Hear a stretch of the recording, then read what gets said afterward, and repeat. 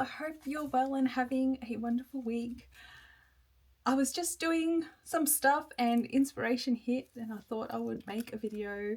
I've been thinking a lot about journal slumps and how much I hate them, and how scared I am of getting into another one, because I have been in a journal slump before, and I kind of started going through things in my mind and how I've combated a journal slump in the past, and it led me to this, and I thought we could have a talk about it. And I thought I would share some ideas with you, and hopefully you have some ideas to share with me, and how we can get past these horrible journal slumps when they do happen. So let's get into it.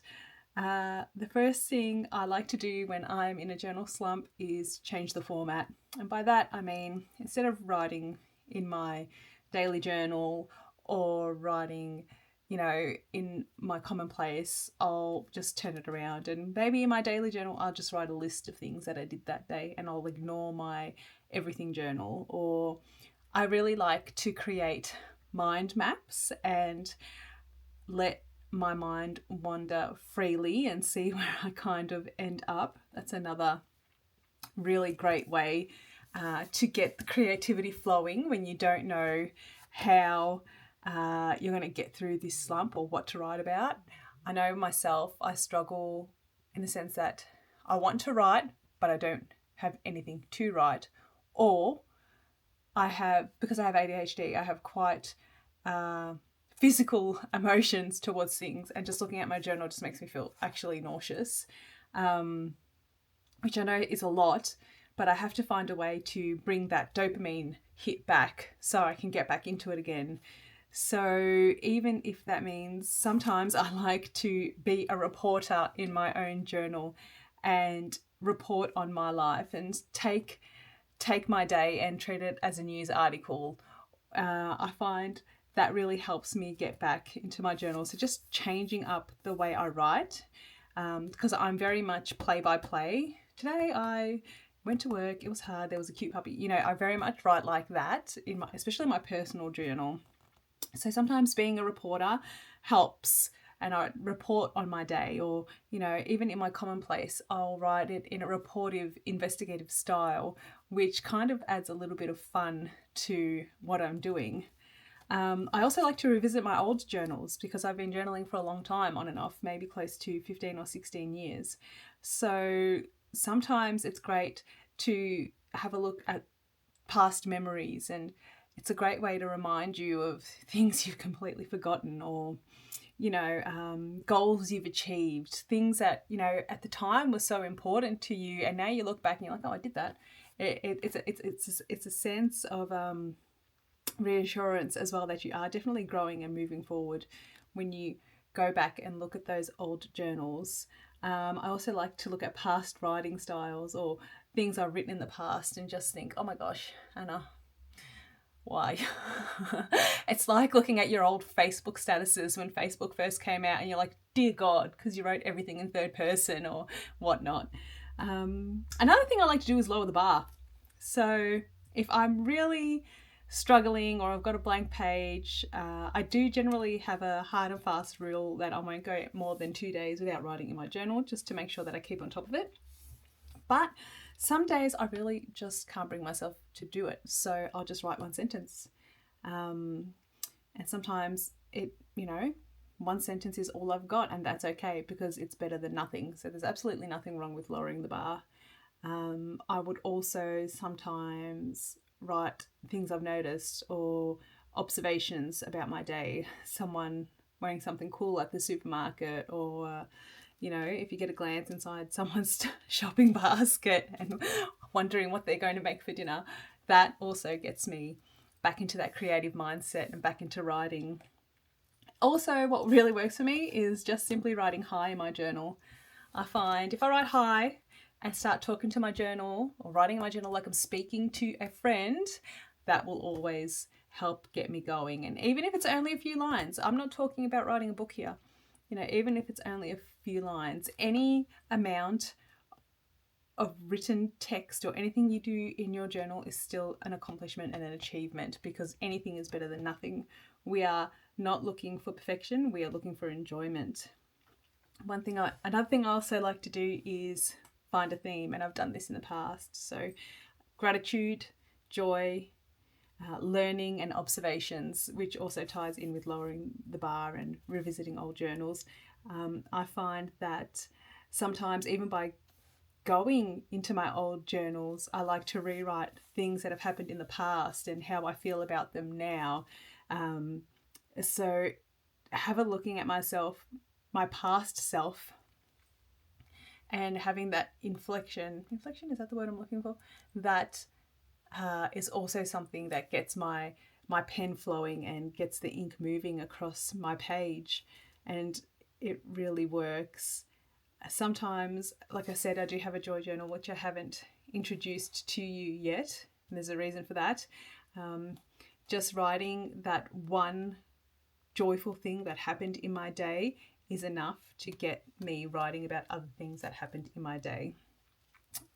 I also believe in taking it very slowly and capturing the small things, because the small things are what matters the most in life, I believe. So a while back, I was feeling slumpy, and I did an ephemera a day challenge where whatever was in my pockets went into my journal, and it helped a lot because it got me thinking about what I was collecting through the day, and it was getting me really excited about putting it in my journal in the evening.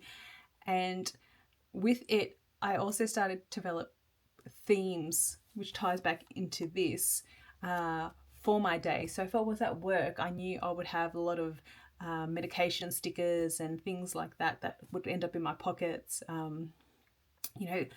Syringe packets and so on and so forth. So I ended up tying these two in together and having a theme almost every day for my ephemera, and that got me back into my journal again.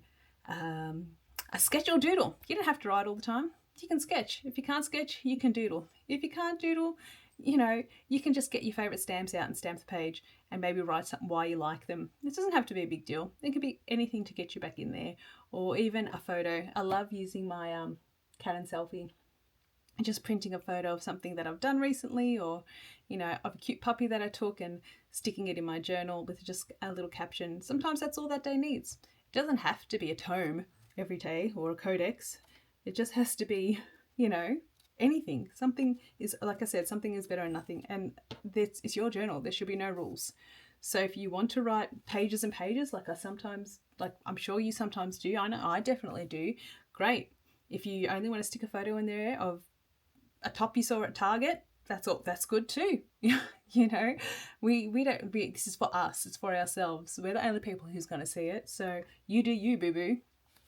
Another thing I have done is journal about the slump, because journaling about the slump has often led me to start questioning why I feel this way, and helping me untangle why I feel this way, or what's happening in my life, whether it's external stresses, which, I've got 3 kids, there's always external stresses, whether it's, just something within me that needs a break, or my mental health is being a little bit dodgy, or my ADHD is burning me out.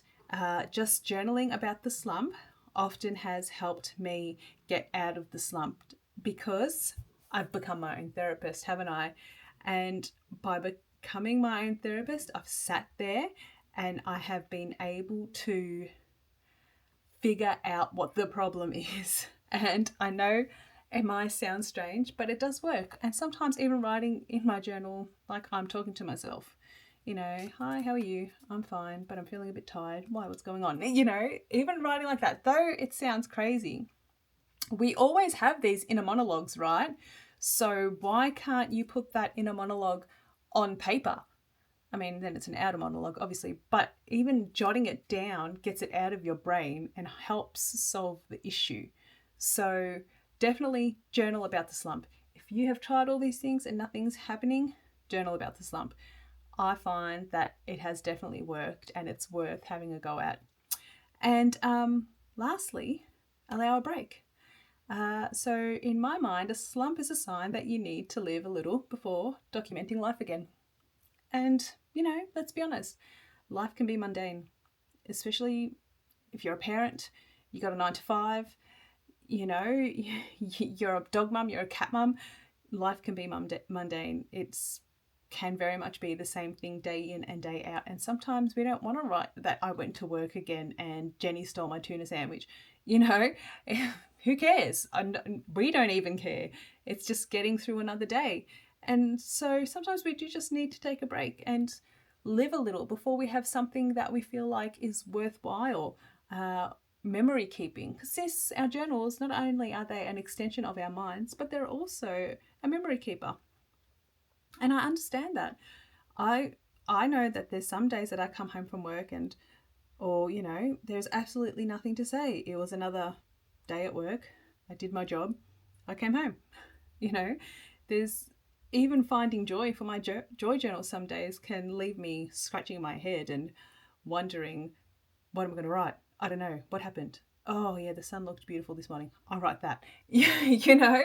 So sometimes we literally have to dig deep to find something to write.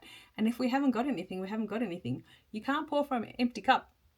And, you know, that's okay. It's absolutely okay. Only you have to see it.